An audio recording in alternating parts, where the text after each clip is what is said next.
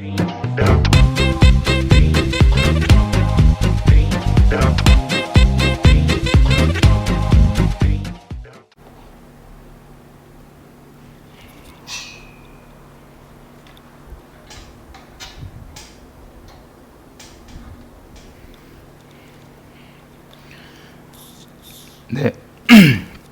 네, 수능특강 주제통합 9 독서 보도록 할게요. 주제통합 같은 경우에는 보통 가와 나 이렇게 두 본문이 나오는데, 제가 주제통합 설명드릴 때 가와 나의 관계가 반대되는 경우, 그러니까 상반되는 경우가 있는데, 이 경우에는 둘의 비교 대조가 중요하다 라고 말씀을 드렸고요. 혹은 가와 나가 구체화되거나 아니면 병렬의 구성일 경우도 있어요. 무슨 말이냐면 가에서 했던 내용을 조금 더 자세히 얘기한 게 나의 경우도 있고, 혹은 가에서 했던 얘기에 또 다른, 그러니까 상반된 관점이 아니라 비슷한 관점, 유사한 관점을 또 얘기한 게 나에서 나올 수 있으니까, 이 경우 둘의 어떤 내용이 조금 더 구체화되었고 각각 어떤 내용에 대해서 이야기하고 있는지 더 자세히 보셔야 되는데, 일단 제일 중요한 거는 가와 나가 상반됐을 때죠. 상반됐을 때 제일 간단하게 비교 대조를 통해서 공통점, 차이점 파악하시는 게 제일 중요하기 때문에 그렇게 봐주시면 좋을 것 같고요. 네, 주제통합 9 같은 경우에는 상반되거나 대조되는 관점이 나와 있는데, 이게 가와 나와 각각의 상반되거나 대조되는 모습을 보여주는 게 아니라 가에서도 상반되는 관점 하나, 나에서도 상반되는 관점이 이렇게 각각 나오기 때문에 오히려 가에서 했던 내용을 나에서 조금 더 구체화해준 이런 케이스다 하는 거 체크해 주시면 좋을 것 같습니다. 네, 그럼 첫 번째 문단부터 보시면, 첫 번째 문단부터 19세기 초 프랑스의 미술계에서는 신고전주의가 유행하였다. 고대 그리스나 로마 시절의 모티프를 사용하여 고고학적 발견에 따른 정확한 묘사를 추구했던 신고전주의는 엄격하고 균형적이고 그 다음에 명확한 윤곽 등의 형식적 특성을 추구하였다라는 거죠. 그래서 위에까지는 지금 신고전주의에 대한 이야기가 나왔고요. 그 다음 하지만이 나오는데, 곧 새로운 양식이 나온답니다. 네, 새로운 양식이 나왔다 하는 거는 신고전주의와 반대되는 좀 특징을 갖고 있을 수 있겠죠. 그래서 우리는 집중해야 될 게, 그럼 새로운 양식에서는 신고전주의와 어떠한 차이점이 있고 혹은 어떠한 공통점도 있는지 파악하시는 게 중요합니다.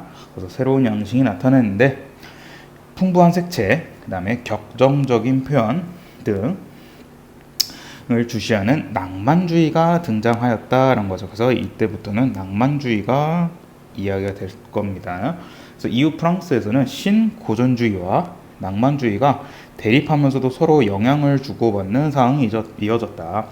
당시 프랑스 미술의 중심은 정부에서 주관하는 살롱전이었는데, 신고전주의와 낭만주의의 보수적인 화풍에 불만을 가지고 새로운 형태의 그림을 가진 프랑스의 젊은 화가들은 여기에 초대될 수 없었다라는 거죠. 그러니까 지금 중요한 게, 위에서 신고전주의 얘기하고 그 다음에 이와 조금 새로운 양식이 나온 게 낭만주의였는데, 그게 지금 신고전주의와 낭만주의 둘에 대해서 이야기를 하겠구나 했는데, 얘네들이 오히려 보수적인 화풍이고 이에 불만을 가진 새로운 형태의 그림 나온다 했으니까 지금 총 3가지가 나오는 거죠. 그래서 신고전주의, 낭만주의, 이제 우리가 볼 인상주의에 대해서 나올 텐데 좀 자세히 보시면, 그래서 그들은 자신들의 전시회를 따로 열었다라는 거죠.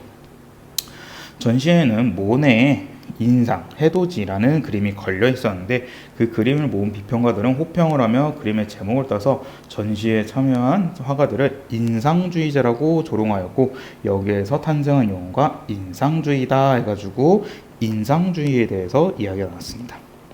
인상주의 같은 경우는 저랑 그래도 독서 수업을 꾸준히 했던 분들이라면 한 번 정도는 들었을 것입니다. 분야인데, 인상주의와 그 다음에 모네에 대해서 이야기한 게 있었죠. 그래서 보통 인상주의가 빠르게 빛을 따라감에 따라서 빠르게 그림을 그리는 게 되게 중요했던, 그러니까 순간적인 그 그림의 그리는 걸 중요했다. 제가 옛날에 그 인상주의와 관련된 독서 지문할 때 설명을 드렸던 거 조금 더 다시 한번 기억해 주시면 좋을 것 같습니다. 그래서 물론 이렇게 인상주의에 대한 배경 지식 알고 계시면 당연히 이 글을 이해하기가 훨씬 더 쉽겠지만 혹여나 인상주의에 대한 배경 지식 없더라도 충분히 독서 문제는 다 풀 수 있기 때문에 오히려 인상주의에 대해서 배경 지식 없는 분들은 조금 더 본문을 읽으실 때 자세히 꼼꼼하게 읽으시면 되고요. 물론 인상주의에 대한 배경 지식 알고 계시더라도 난 알고 있어 하고 바로 넘어가는 게 아니라 그래도 자신이 알고 있는 내용과 본문에서 이야기한 내용이 좀 유사한지 체크하시면서 읽으시면 더 좋을 것 같습니다. 자, 이제 두 번째 문단으로 넘어가시면 인상주의에 대해서 얘기합니다. 인상주의는 19세기 후반을 대표했답니다. 아까 위에서 넘어가도록 했는데 아까 위에서 신고전주의와 낭만주의는 19세기 초였죠. 그래서 인상주의는 19세기 후반을 대표하는 예술 서조로 기존의 미술이 추구했던 역사, 종교 등의 소재를 벗어나서 당시 사람들의 일상적인 모습이나 자연의 풍경을 소재로 삼았다라는 거고요.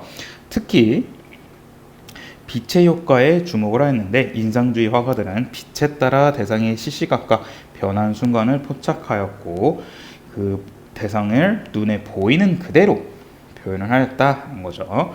그래서 인상주의 화가들은 빛을 통해 사람의 눈에 들어온 대상은 상황이나 조건에 따라 제각기 달라질 수 있기 때문에 대상을 형식적으로 고려하여 표현하면 실제 대상의 모습과 달라질 수 있다고 생각하였다라는 거죠. 그래서 위에서 지금 얘기했던 게 형식적 특성을 추구했던 건 신고전주의였죠. 그래서 그 신고전주의처럼 하면 실제 대상과 모습이 달라질 수 있기 때문에 그래서 인상주의는 상황이나 조건에 따른 그 순간의 그림에 조금 더 집중했다는 거고요.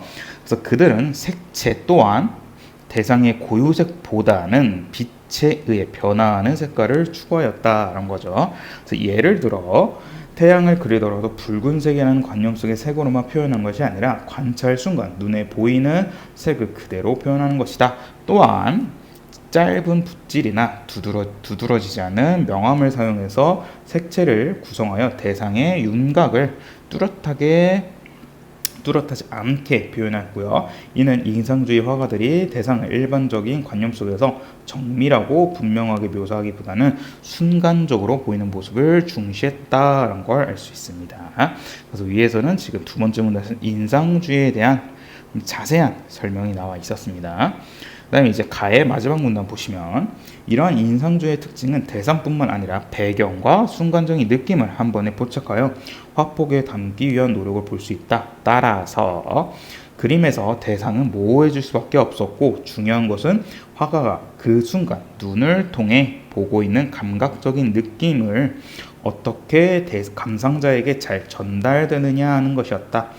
인상주의는 감성적인 표현을 중시하면서 세계를 더욱 정확하게 기록하려고 하였고 이는 음악이나 문학 등의 다른 예술 분야에까지 영향을 끼쳤다라는 거죠. 그래서 가에서는 신고전주의와 낭만주의에 대해 설명을 해주고 이와 반대되는 혹은 이에 대해 불만을 가진 새로운 그림이 나왔는데 그것이 인상주의였다던 거 체크하시고 넘어가실 것 같습니다.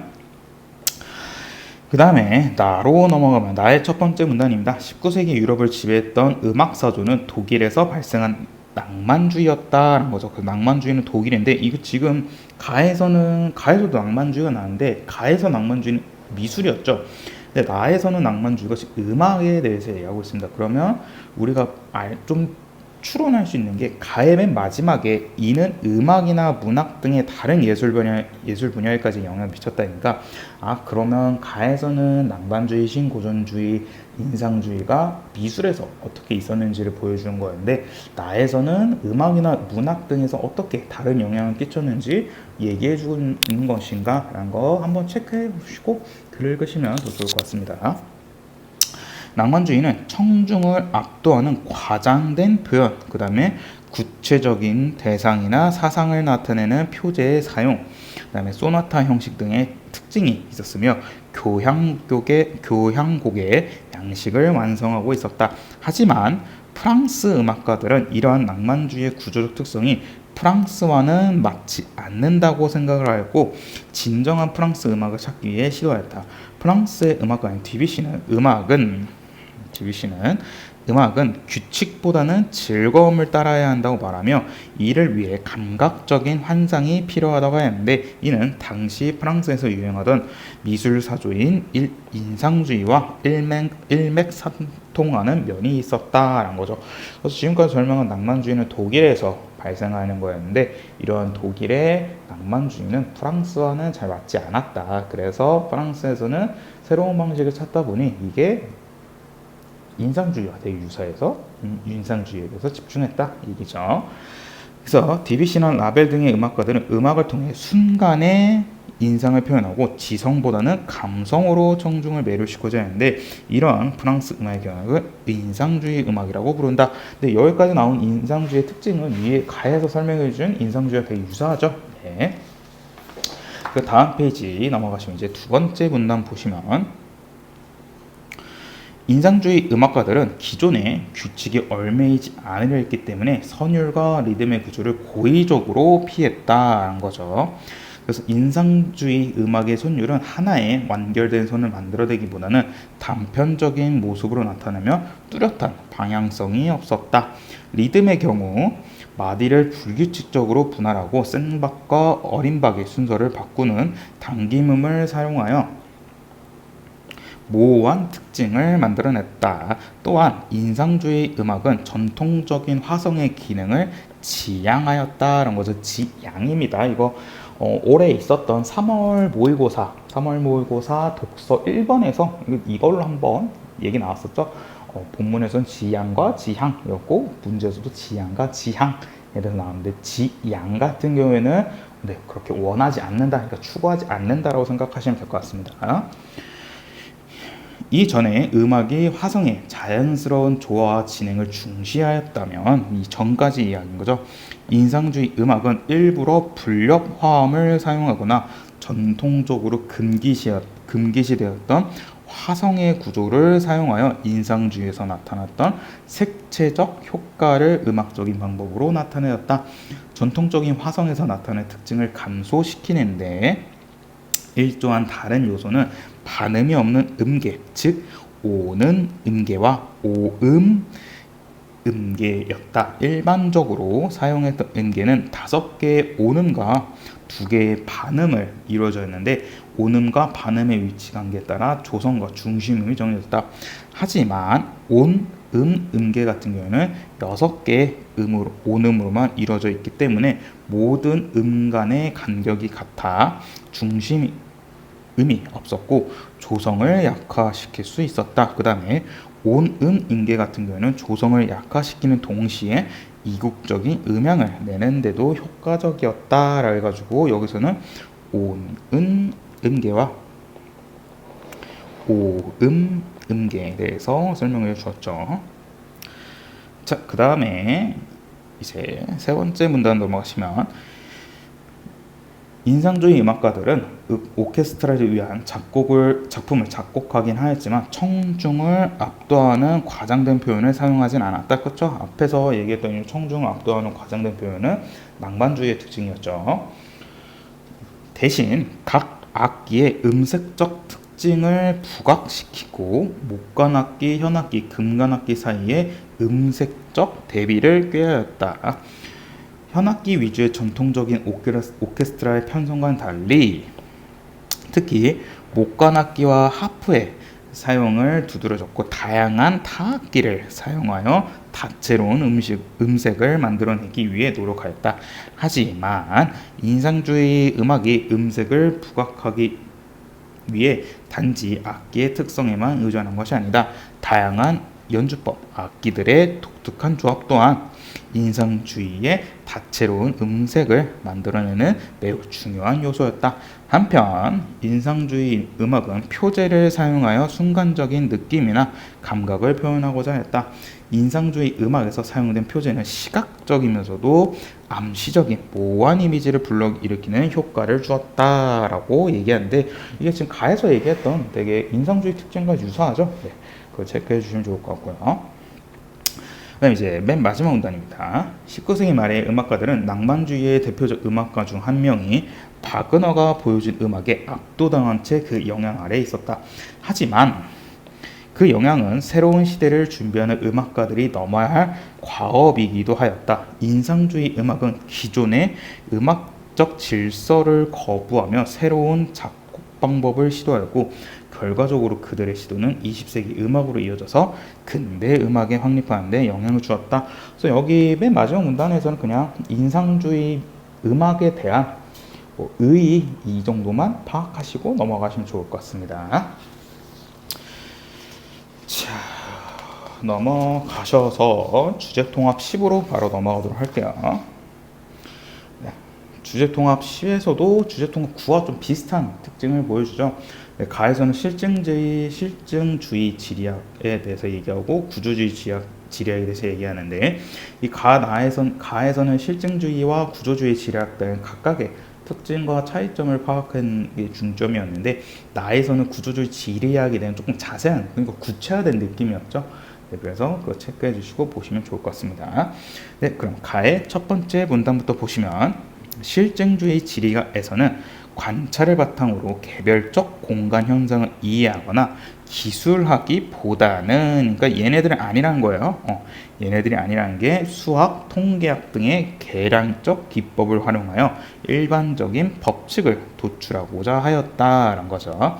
그래서 실증주의 지리학에서는 계량적 기법과 일반적 법칙을 도출하고자 했다라는 거고 이런 입장에서 실증주의 지리학자 셰퍼는 지리학의 역할이 공간관계를 지배하는 일반적 법칙을 알아내는 것이라고 주장하였고 모든 지역이 각각 고유한 속성을 지니고 있어 지역적 현상이 그 자체로 기술되고 이해돼야 한다는 견해를 비판하였다라는 거죠.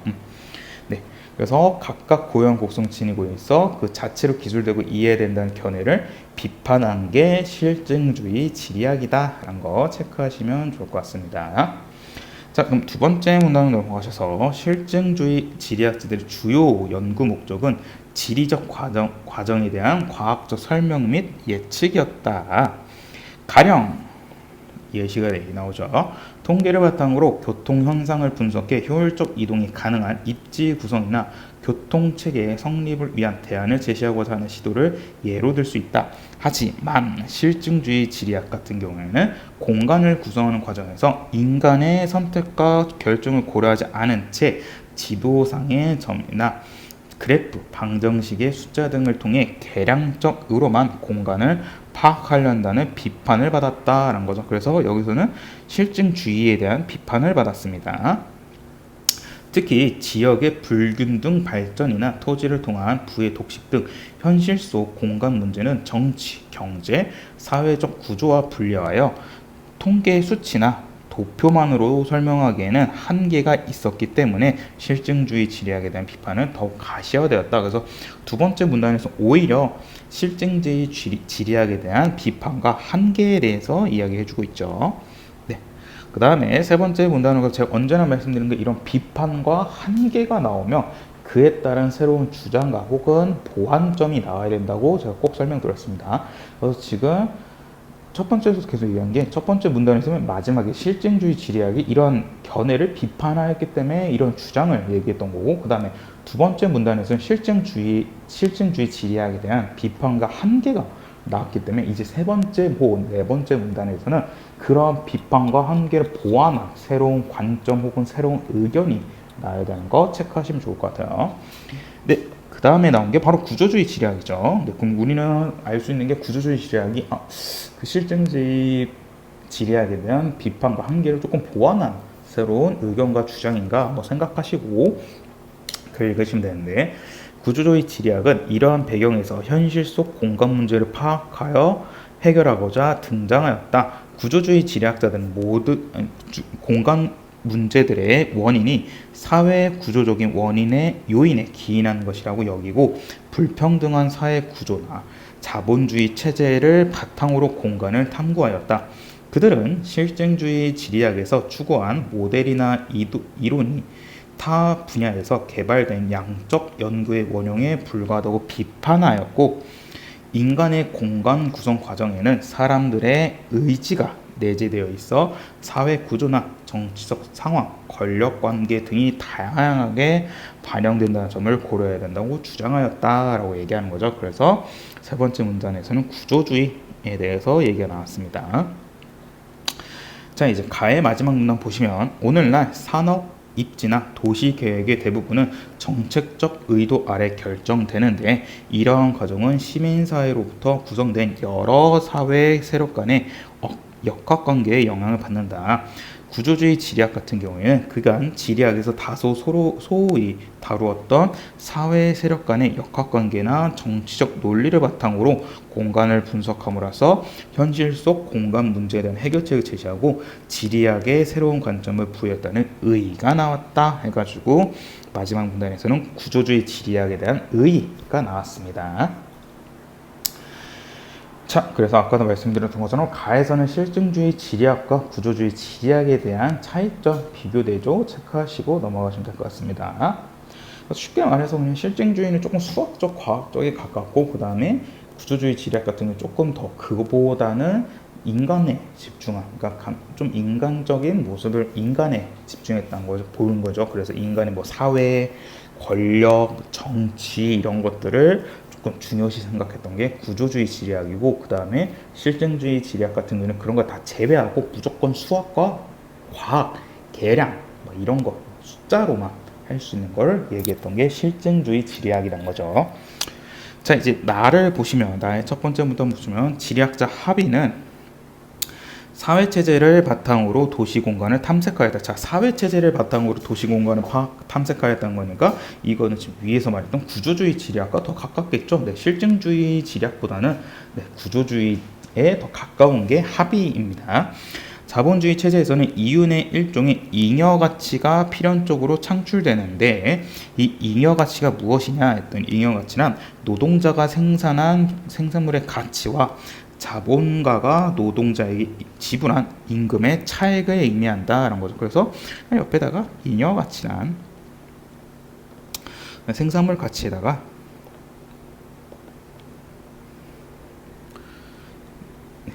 임금이란 거죠. 임금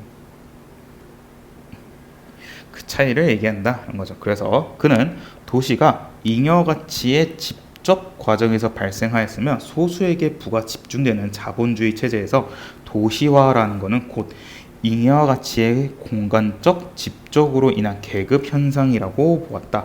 하위는 구조주의 지리학 관점에서 공간에 대한 지배가 자본주의 체제의 권력 관계와 연관된다고 본 것이다 라는 거죠. 그래서 지금 가에서 얘기했던 구조주의 지리학을 조금 더 구체화시킨 게 나입니다. 그는 정량적 자료만으로 인간의 형태를 일반하는 법칙을 수립할 수 있을지 의문을 제기하였고요. 통계 수치만으로는 공간이 지닌 다양한 의미를 파악하기엔 한계가 있었다라고 생각했다. 그래서 지금 위에서 얘기한 거는 실증주의죠. 네. 그래서 가령 강의실은 구축 과정에서 강의라는 사회적 활동이 이루어지는 공간에는 기능적 의미가 부여되고 이러한 기능적 의미가 공간 속 인간의 행위인 공간적 실천을 규정하였다는 거죠. 하지만 이러한 공간적 실천은 제도적으로 부여된 기능에 따라서만 이루어지지 않는다. 사람들은 강의실에서 차를 마시며 대화를 하거나 필요에 따라 물품을 거래할 수 있다. 이때 강의실은 사람들 사이의 관계 공간으로 휴게실 또는 시장이 되는 것이다. 이러한 관점에서 합의는 공간이 물리적 공간이기도 하지만 관계 공간이기도 하며 공간의 의미가 공간의 실천에 의해 다양한 방식으로 규정될 수 있다고 보았다. 그렇죠? 저희도 뭐 여러 학교든 학원이든 수업을 들을 때 꼭 학원이나 학교에 왔다 해서 무조건 공부만 하는 건 아니죠. 네. 뭐 친구들과 같이 이야기도 할 수 있고 뭐 친구도 와서 뭐 간단하게 뭐 차 같은 것도 커피나 이런 거 마실 수 있고 밥도 먹을 수 있고 이런 거니까 꼭 강의실이라는 공간이 무조건 강의만 듣는 것은 아니다. 따로는 뭐 여러 가지 사람들과의 관계를 통해 이루어지는 게 공간이다, 관계 공간이다 라고 얘기하는 거죠. 그 다음 문단 보시면 합의는 현대사회에서 자본과 권력에 의해 구조화된 도시 공간이 공간적 실천을 자율적으로 전개할 수 있는 인간의 주체적 성격을 억압하거나 왜곡한다고 보았다. 자본주의 체제에서 과도한 생산으로 잉여 가치가 지속적으로 발생하여 자본이 과잉 축적될 경우 자본가와 권력자들은 축적된 과잉 자본을 건조 환경에 대규모로 투자하여 소진함으로써 경제 위기를 모면하고 차기의 생산을 예비한다. 이때 건조 환경이란 개발된 토지나 공장 설비, 주택단지, 상하수도 등과 같은 사회 간접 자본처럼 당장은 비생산적이지만 차기의 생산성을 높일 수 있는 물리적 공간이나 시설을 의미한다라는 거죠. 그래서 여기서는 건조 환경이라는 게 나왔습니다. 그는 공간의 가치가 대중들의 동의 속에서 집합적으로 발생함에도 불구하고 그에 따른 이익이 물리적 공간의 소유자에게만 집중되는 문제를 제기했다는 거죠. 합의는 노동의 산물이 아닌 토지라는 건조 환경을 통해 자본 축적으로 부의 불평등을 심화시키는 자본주의 문제점을 지적한 것이다 라고 얘기를 했습니다. 그래서 합의가 얘기했던 이 공간에 대해서 이해하고 있는 거죠. 그래서 공간이란 원래는 인간의 공간의 실천에 의해서, 그러니까 인간의 성격에 따라서 이렇게 다양하게 나타날 수 있는 건데, 이제 자본주의의 권력에 인해서, 그러니까 자본과 권력에 의해서 이렇게 되지 못하고 있다라는 거죠. 그래서 그런 모든 것들이 다 공간의 소유자한테만 집중되는 것을 얘기하는 게, 그래서 자본주의의 문제점을 찝은 게 지금 합의의 입장인 거죠.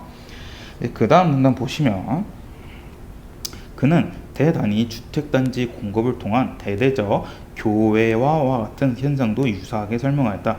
이론적으로 도시의 중심부에서 교외로 갈수록 지대와 토지의 집적도는 낮아진다. 지대라는 건 밑에 써있던 것은 그냥 간단히 땅값이라 생각하면 좋을 것 같아요. 하지만 대도시 중심부에 과잉 자본의 투자가 집중되어 지대가 높아지면 투자 대비 경제적 이윤이 감소되고 자본은 지대가 낮은 교외를 개발하여 경제적 이윤을 높이려 한다.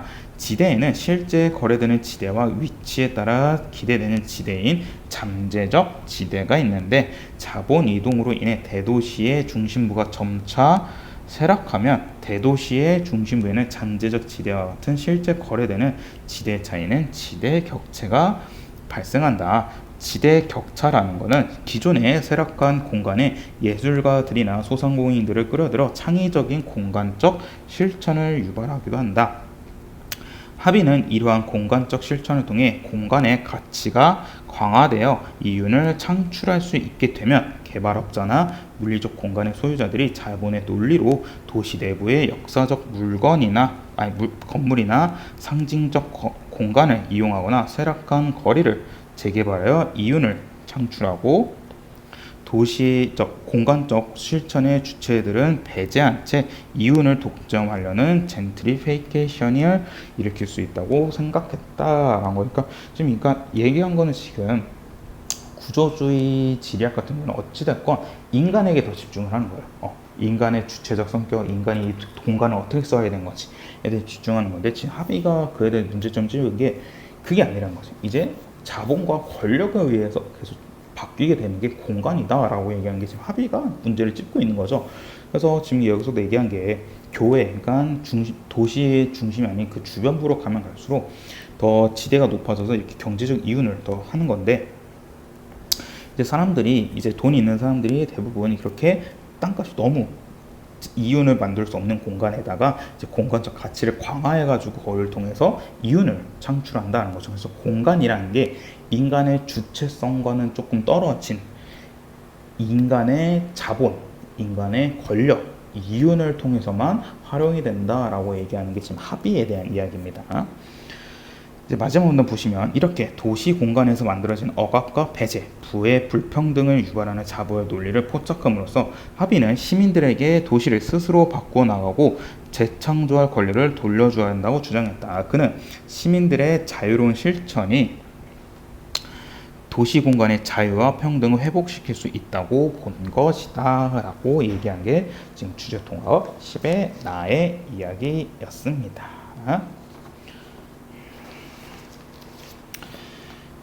네. 그 다음에 문제를 보시면 3번 문제만 보시면 3번 문제 간단하게 보시면 나를 바탕으로 보기를 이해한 내용으로 적절하지 않은 것인데 보기 보시면 잉여 가치율이라는 거는 잉여 가치와 생산에 소요되는 자본 중 임금으로 지급되는 가변 제동과의 비율이다. 일반적으로 다른 변수가 동일할 경우 잉여 가치가 증가하거나 가변 자본이 감소하면 잉여 가치율은 높아지고 자본과 기업의 이윤은 증가한다. 근데 당연한 소리죠. 잉여 가치란 건 아까 생산한 가치에 임금을 뺀 거, 그러니까 이익인데 그 이익이 당연히 높아지면 자본가와 기업은 당연히 좋을 테고, 그 다음에 무엇보다 임금으로 지불해야 되는 거, 그러니까 지출이죠. 돈을 줘야 되는 건데 그 돈을 줘야 되는 가변 자본이 떨어지게 되면 당연히 자본가들한테는 더 이익이 높아지겠죠. 네.